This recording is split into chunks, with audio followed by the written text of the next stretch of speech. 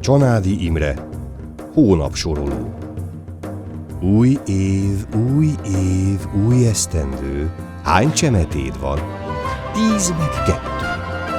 Jégen járó január, fagyot fújó február, rügymozdító március, április füttyös fiús, virághabos vígmájus, kalászkonyító július, kaszasuhintó július, aranyat izzó augusztus, szőlőszagú szeptember, levelet osztó október, ködnevelő november, deres nyarán.